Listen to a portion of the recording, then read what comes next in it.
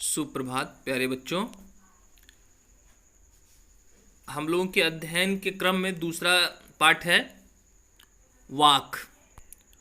वाक पाठ का नाम है, आप देख पा रहे हैं, पाठ का नाम है वाक। और इस पाठ की रचयिता हैं, कवित्री हैं ललद्देद। ललद्देद जी के बारे में बताया जा रहा है कि ललद्देद जी जो है एक लोकप्रिय संत कवित्री हैं। लोकप्रिय संत कवित्री हैं। इनका जन्म 1320 में कश्मीर में हुआ था। कश्मीर में ही स्थित पंपोर के सिमपुरा गांव में इनका जन्म हुआ था। कब? 1320 में। जैसा कि आपको बताया 1320 में इनका जन्म हुआ था। और इनके कई नाम प्रसिद्ध हैं, जैसे लल्लेश्वरी, लला, ललयोगेश्वरी, ललारिफा आदि इनके नाम हैं जो इन नामों से भी जानी जाती हैं। और ललद्देद जी का देहांत सन 1391 के आसपास माना जाता है। और ललद्देद जी की जो रचना है वो कश्मीरी काव्य शैली है जो विशिष्ट रूप से प्रसिद्ध है, जिसको वाक कहा जाता है। वाक का अर्थ है शब्द, कथन या वाणी। तो वाक में इन्होंने रचनाएं की हैं अपनी। और वाक आगे नीचे लिखा है, आप देख रहे हैं वाक। तो यहाँ पर कुल 4 वाक प्रस्तुत हैं जिसके माध्यम से इन्होंने ज्ञान की बातें की हैं। यह भी ज्ञान मार्गी कवित्री हैं, जैसे कि आप देख पा रहे हैं। लिखा है, हम पहला वाक पढ़ते हैं जिसका आप लोग समझने का अर्थ भी समझने का प्रयास करेंगे। समझिए। रस्सी कच्चे धागे की खींच रही मैं नाव, जाने कब सुन मेरी पुकार करे देव भव सागर पार। पानी टपके कच्चे सकोरे व्यर्थ प्रयास हो रहे मेरे, जी में उठती रह रहे हुक घर जाने की चाह है घेरे। बच्चों, इसका अर्थ है रस्सी कच्चे धागे की रस्सी क्या होगी? कमज़ोर होगी। तो एक कमज़ोर सहारा है, उस कमज़ोर सहारे के माध्यम से ही खींच रही मैं नाव आत्मा। ये आत्मा क्या कर रही है? ये जीवन रूपी नाव को कमज़ोर व नासवान सहारे रूपी कच्चे धागे से खींच रही है। किस लिए? जिससे वह भाव सागर से पार हो जाए। लिखा है ना, आगे लिखा है, जाने कब सुन मेरी पुकार करें देव भाव सागर पार। और हे ईश्वर, न जाने कब आप मेरी पुकार को सुनेंगे और मुझे भाव सागर, सांसारिक सागर से, मोह से, बंधनों से मुक्त करेंगे। पानी टपके कच्चे सकोरे व्यर्थ प्रयास हो रहे मेरे। पानी टपके कच्चे सकोरे, व्यक्ति प्रयास करता है बार बार। जैसे यहाँ कच्चे सकोरे शब्द का प्रयोग किया गया है। कच्चे सकोरे का अर्थ है कच्चा, स्वाभाविक अर्थ है कच्चा, और सकोरे मिट्टी का बर्तन। तो जब मिट्टी का कच्चा बर्तन होता है तो उससे पानी टपकता रहता है। तो यही यहाँ पर स्पष्ट किया गया है, जिसका दूसरा अर्थ है स्वाभाविक रूप से कमज़ोर। कच्चे सकोरे का अर्थ है स्वाभाविक रूप से कमज़ोर। अब पानी टपके कच्चे सकोरे व्यर्थ प्रयास हो रहे मेरे। जब स्वाभाविक रूप से कमज़ोर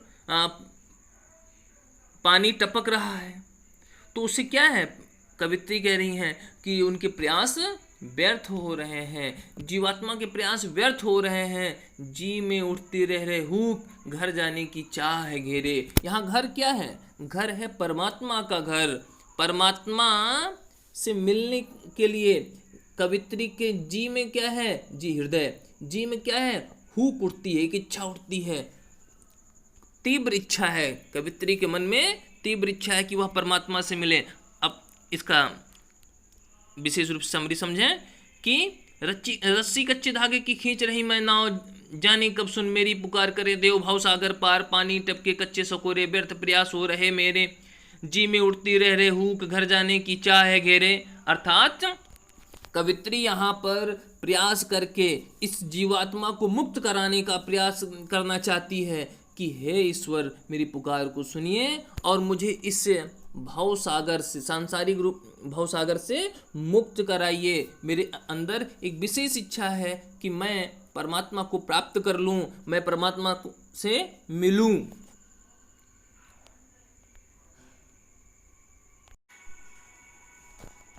पिछले वीडियो में आप लोगों को मैंने पहले वाक्य का अर्थ बताया था, इसमें प्रस्तुत है दूसरे वाक्य का अर्थ।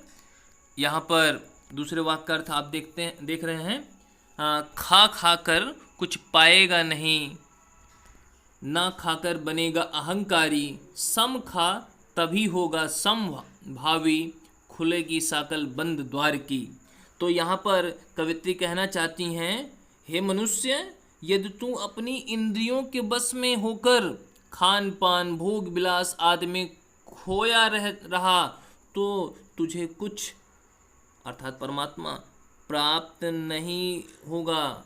परमात्मा को प्राप्त करना चाहता है, फिर क्या है आगे कह रही हैं, परमात्मा को प्राप्त करना है तो अहंकारी नहीं बनना है, ना खाकर बनेगा अहंकारी। यदि तूने अपने दुर्गुणों, दुर्गुण क्या है, क्रोध मोह लोभ को नहीं खोया, यहाँ ना खाकर बनेगा अहंकारी का तात्पर्य है कि क्रोध को, मोह को, लोभ को, इन सबको खोना है अर्थात दबाना है। अगर इनको नहीं दबाया तो तू क्या बन जाएगा, अहंकारी बन जाएगा। अहंकारी व्यक्ति को प्रभु अपने दर्शन नहीं देते।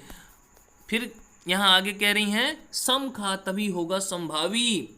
अतः जब तू अपने मन और बाह्य इंद्रियों पर पूरी तरह से काबू पा लेगा तभी समानता की भावना पैदा होगी। समानता, तभी समानता की भावना पैदा होगी। उसी समय तेरे लिए परमात्मा के बंद द्वार की साकल खुलेगी, खुलेगी साकल बंद द्वार की। उसी समय तेरे लिए परमात्मा की बंद द्वार की साकल खुलेगी। तीसरा वाक्य है, तीसरा वाक्य है, देख रहे हैं आप, आई सीधी राह से गई न सीधी राह, सुसुम सीत पर खड़ी थी बीत गया दिन आह, जेब टटोली कौड़ी ना पाई, माझी को दूं क्या उतराई।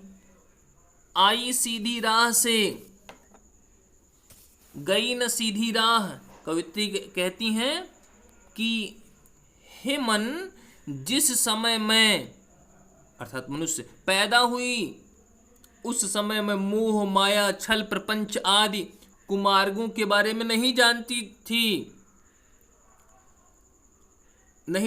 थी, लेकिन इस संसार में आने के बाद मुझे इन सभी मार्गों का, झूठ छल प्रपंच मोह ईर्ष्या आदि के मार्ग का पता चलता है। तो आई सीधी राह से गई न सीधी राह पता चलता है। फिर सुसुम सेतु पर खड़ी थी बीत गया दिन आह।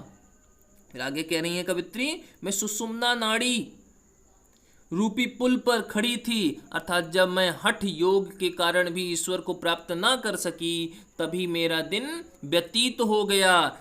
फिर क्या हो रहा है, बीत गया दिन व्यतीत हो गया। जेब टटोली कौड़ी ना पाई, माझी को दूं क्या उतराई। फिर अब भवसागर रूपी नदी को पार करने के लिए मुझे नाविक को किराया देना है, तो उस नाविक को मैं क्या दूं, मेरे सदकर्म का लेखा जोखा मैं पेश अगर करती हूँ, आत्मलोचन करती हूँ। जेब टटोली का तात्पर्य आत्मलोचन, स्वयं को परखती हूँ, तो क्या है, मैं खाली अपने आप को पाती हूँ। कौड़ी ना पाई, कौड़ी मुद्रा से तात्पर्य है, तो यहाँ पर क्या है, मैं अपने आप को खाली पाती हूँ, कुछ भी ना पाती हूँ। तो माझी को दूं क्या उतराई, अब माझी को क्या दूं, अर्थात माझी को कुछ देने को बचा ही नहीं है। फिर अगला है, अंतिम वाक्य है, थल थल में बसता है स्यूही, भेद न कर क्या हिंदू मुसलमान, ज्ञानी है तो स्वयं को जान, वही है साहिब से पहचान। थल थल में कौन बसता है, स्यूही, अर्थात प्रत्येक कण कण में परमात्मा का वास है। भेद न कर क्या हिंदू मुसलमान, इसमें हिंदू और मुसलमान का भेद नहीं करना चाहिए क्योंकि सभी मनुष्य हैं। इसमें धार्मिक संकीर्णताओं में किसी को बांटना उचित नहीं है। ज्ञानी है तो स्वयं को जान, स्वयं को समझो, आत्मा को समझो।